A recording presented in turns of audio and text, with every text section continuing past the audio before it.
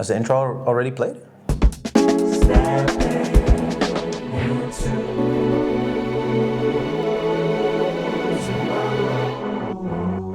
Hey, welcome. Another month of Steppin, Recappin. April, yeah. No fools. This no fools. I mean, hey, the weather was all over the place. So I don't know what kind of influence that had on people, but we did our thing anyway. So yeah, let's dive into the things that we did, man. First of the recap is we met. It was actually really nice. It was upstairs here at Sissy's, where we normally have our studio, but now we're in a kind of a shelter. So we're in a sheltered situation, and the floor is kind of sticky. So good raves are being thrown here too. So shout out to Danny and shout out to Sissy's. A couple of weeks ago we had the record fair here. Yeah. Well, not we, but we were present. Yeah. By the Vinyl Countdown. Shout out to the Vinyl Countdown as well. It was a pretty nice get-together. For me, it was the first time to be back at a record fair. It was really nice to see, the familiar faces again of the record sellers, but also, of the frequent faces that you often would see. Yeah. Easter egg hunting. Yeah. Easter egg hunting. Yeah, I like that. Right. Second day of Easter. We definitely found some good stuff. We also sold some stuff. Yeah. Little Steppin stand. Everybody brought their own crates that they want to get rid of. Yeah, it was nice. I brought some Wicked Wax records. Yeah, that was pretty nice. Yeah. And did you bring some records? Because we did to the first actual club gig we did together 2 weeks ago on Friday at V-Bar. Yeah, in Leiden. Pretty dope spot, I'd say. Yeah, I really liked it. The way it's built in the middle. Even got a ping pong table there in the beginning. You can eat there. They got great pizzas. Yeah, that's true. I saw a pinball machine up there. Right. Pinball machine. It's a cool spot, man. Shout out to V-Bar. Yeah, and also shout out to Kraken, to Klim, who played after us, who smelled wonderfully. I remember I have the image of the fragrance that he had. It's important, man. It's important, yeah. It's important to smell good, man, especially in the DJ booth. Yup. So yeah, get your hygienes on when you're in the booth this summer and onwards. From the offline to the online, or from the IRL to the URL. We also started a Discord server with the idea and the intention of, Instagram and Facebook and Twitter, where we're also at right now, YouTube, Mixcloud, whatever, all have a certain kind of DM function and a certain kind of group, format. And everybody uses that, but as we are Steppin and we want to unite the scene here and abroad, we thought it would be a good idea to centralize that in a certain way. So we have various channels where we can, discuss music, we discuss links, events, blah, blah, blah. You can check out the link below in the description. And also another thing is that we would like to invite one of you, or you, if you are interested in writing. Yeah. Join the team. Join us with good ideas. If you like to write, if you have a certain idea you want us to write on, and just anything, just join us. Let us know. That's what we do an open call. This is the open call. There's going to be an open call in the comments, and there's going to be an extra open call on the socials in the next few days. For sure. So join us when you want to. If you're interested in new music, if you are interested in old music, Kay is doing a monthly Timeless Affair. If you see some kind of ideas, if you have some kind of ideas in your mind that you want to do with that is cool. If you want to do a more cultural analysis, there's also an open call for cultural analysis and the like. If we are missing something as Steppin, please let us know via Discord or jump in our DMs, we can discuss whatever we are missing, because we're open to collaborations 100%. So hit us up. Next up, we did the mixed feelings like always every other Monday, and last month we had 2 mixes. One of them is by Passion D's and the other one is by MF Andrade.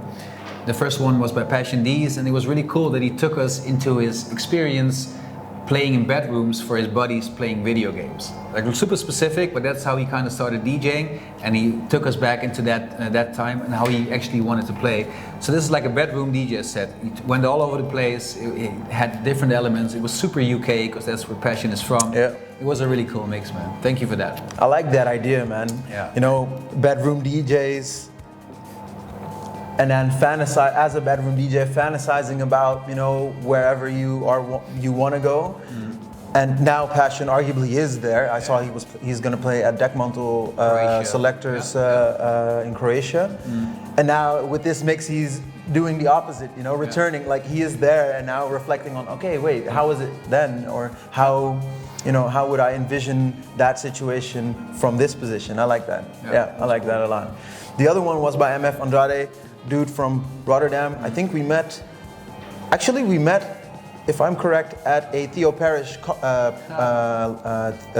gig in Radion, if I'm not mistaken, or at Shelter.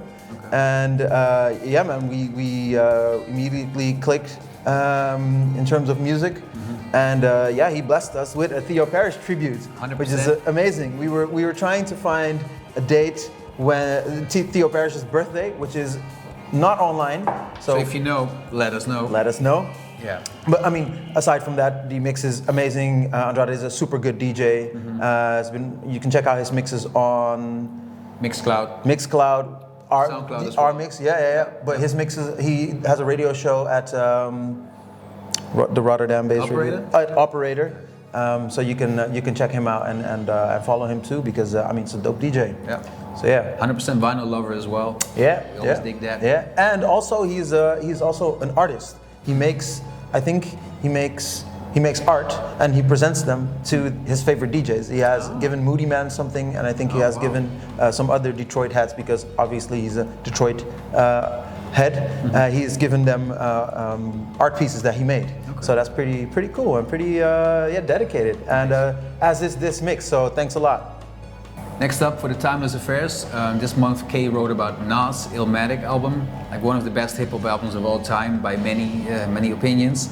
It's been celebrating its 28th anniversary and it still sounds fresh, and yeah, you gotta check that article. I've actually learned so much again, re-listened to the whole album while reading it. I definitely recommend you to do the same. It's a great way of learning more about your favorite albums. It's I mean, Kay always, I think we mentioned this every time, she comes up with these and finds these interesting nuggets, you know, and I love that. I also love the fact that she included the clip where Nas is talking to a Harvard professor or a scholar about It Ain't Hard to Tell, and I mean, breaking down the lyrics. Yeah, and I mean Nas, man, come on. I was thinking about this today. Actually, Nas has a kind of the 2000s was kind of a dud for him, I would say.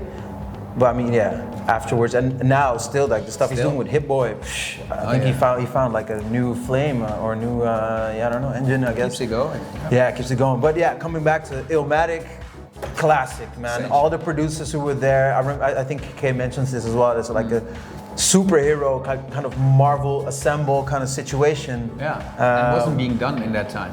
Exactly. Like, have all these different producers on one album instead of one producer producing the whole thing. That's true. That was definitely a new thing. Yeah. And it was a debut, you know. It was. Also, one little trivia thing I want to add: DJ Premier is the only one with a legit copy of a legit vinyl copy of New York State of Mind. There are bootlegs around there, but Premier has the only one. Okay. Which is pretty interesting. Okay. But I mean, you can read more about these trivial things and you know, the legacy of Nas and Illmatic in Kay's Timeless Affairs of this month. New music premieres? Yeah. What do we do? Well, we didn't have that many last month, like compared to the previous month, which was all over the place. There was new articles almost every day. But we did two noteworthy premieres. One of them is by a brand new local artist. His name is Stan van Dijk, young producer, and it's super experimental. It's like James Sue, but then younger and even more experimental in some sense. If this is your debut album, It's released on Heliopolis, the label by our buddy Jelle, aka Jelle. Yeah, and that connection is you know. Yeah, I'm so glad he's doing this, because he's the one to do this. You know, he knows all these young producers, and he can provide a platform to them by exposing their music to us, because I didn't know him, and it's incredible stuff. And we're grateful for Jelle that, that, as you said, that he is our he taps into that scene, you know, and keeps on writing articles about that scene, and also throwing events. They did the just last week the first label night. Yeah, here also at where Sissy's. all of his artists also performed and did live sets and DJ sets. Stan did a set as well. Yeah. Guido Hoop did another set.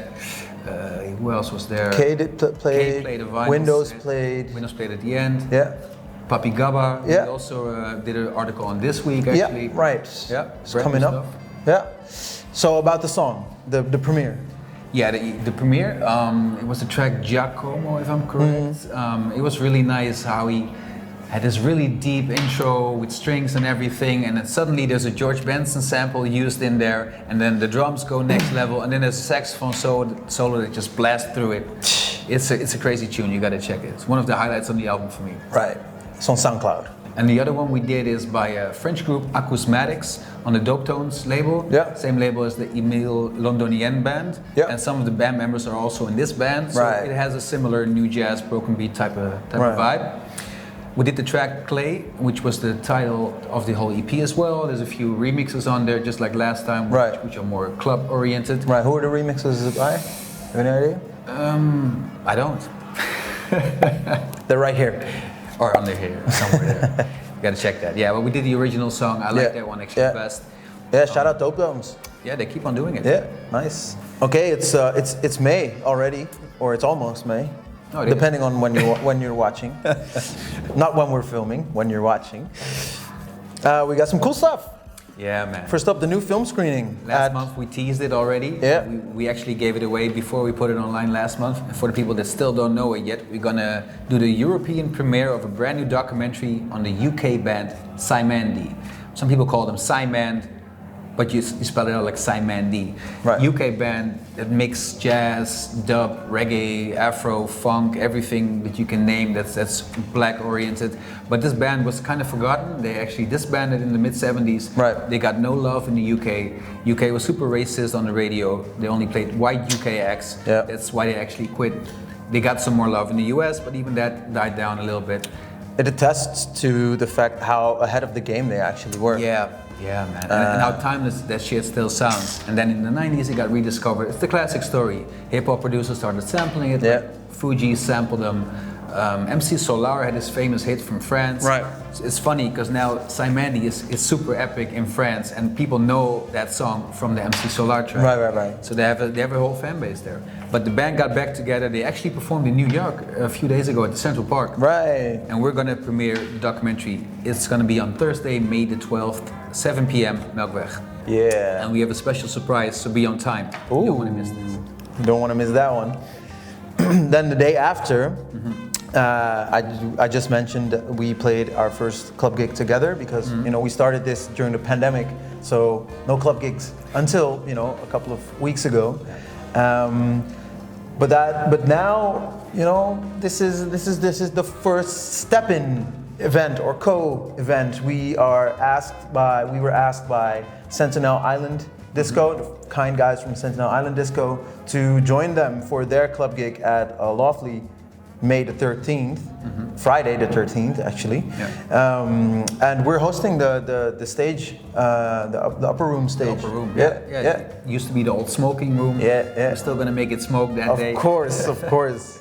Yeah, I'm looking forward to that. Yeah, that's nice. You're playing together with Tracksuit, Timo, and Shady Lady. Shady Lady, yeah, nice. So yeah, join us. Tickets are in the link, in the description, and pull up with us and dance with us, man. It's gonna be some soulful vibes. Make it a good one. Speaking of soulful vibes, I remember we went to in 2020, was it no? We went to his concert. I think it was 19. 2019? 19, yeah. September 2019. Right. The good year before the The pandemic. good year before the pandemic, yeah. We're doing, of course, we're doing this month another Come Into Knowledge, and we're talking about the legend. I think he's one of your favorites, if not your favorite. It's difficult for you. I get that. I can never really pick one, but he's definitely one of the favorite artists of all time for me. Yeah, we're talking about Herbie Hancock, the legend, who's still alive as well, still does shows. We're still waiting on a new album, by the way. But that's true. In this lecture, we're going to dive really deep into the legacy, bring it all the way back when he was playing with Miles in his teens, started going solo, started changing every decade. Actually, with Donald Byrd too, right? And they didn't play together, but he was actually he was protege, staying right? in Donald's place, kind of like a protege. Donald learned him everything about the music business, told him about publishing. Yeah, that's how he made a lot of money with his first few songs. And Leroy is gonna take us through. Again, Coming to Knowledge is not just the discography and the music, but also the context that the music is created in and by also. And we have a special guest who is going to host this time, right? Yeah. We have Gillian Barraks, incredible keyboardist who is also a huge Herbie Hancock fan. Actually met Herbie a couple of times. He's going to share these stories with us as well, and he's going to break down some of the theory behind Herbie's infamous playing. And we all know what Herbie sounds like, but we don't really know what he does that makes it sound like Herbie. Right. And Gillian does, so that's why he invited him. And it's also it's for music heads or for producers or musicians, specifically pianists. It's interesting, but I feel like it is so valuable to get this across in layman's terms. Like okay. There is a difference, but what actually is the difference without diving into like, oh, this is Mixolydian, whatever. Yeah. He's going to showcase it. He's going to show us what these Herbie chords look like and what makes it a Herbie chord. That's dope. It's going to be interesting. Can't wait. It's going to be May 25th at on a Wednesday. Yeah. On a Wednesday. Yeah. And then last, should we tease this? Can we tease this? We can. It's our thing anyway. Yep. Last year, the very first live event we did was at the Vondelpark. It was a Saturday afternoon where we hosted the stage, the Openluchttheater. We had 2 live acts last year. We had Radiohead playing their very first gig, and we had Lima and Riviere closing it off. People still had to sit down. There were fences around, and people had to get a ticket. This year, none of that. No fences, no entrance. Still a Saturday afternoon. Still 2 live acts. It's going to be Saturday, July 23rd. All gas, no breaks. Yes. And we're going to share the name soon, so stay tuned and keep an eye on the socials. Yeah. So that was it. Yeah, that was it. Thanks for watching, and we'll see you next month. And don't forget to subscribe, and also hit us up on Discord, and we can have a chat about anything. Maybe about your favorite music-related conspiracy theory. Nice. What is yours? They're mostly not harmful. So, like one of them is that Michael Jackson actually was dead years before we all think he died, and that there was another guy playing Michael in these last 10 years or so. Like I remember being fascinated by this in my early teens. I remember also once seeing one like a couple of months ago, also about Michael, that he has his sweet voice, and he also has his lower tone voice, which people related more to in which he spoke more in Ebonics. So it would be like, okay, his higher pitched voice is his white voice, and then people edited videos of him and like lowered the pitch a bit more to emphasize it a bit more. But yeah, I found that hilarious. From the voice to the eyes, my favorite I think is the one that Stevie is actually not blind. Oh yeah. I saw a tweet like a couple of days ago, which said that I don't know, some artist or some female actress looked so good that Stevie had to look at her. I thought it was hilarious. I mean, share your favorite conspiracy theories, music-related conspiracy theories. It's a civil space on our Discord. At our Discord. Yeah. Let's build. See you there. Yeah. All right.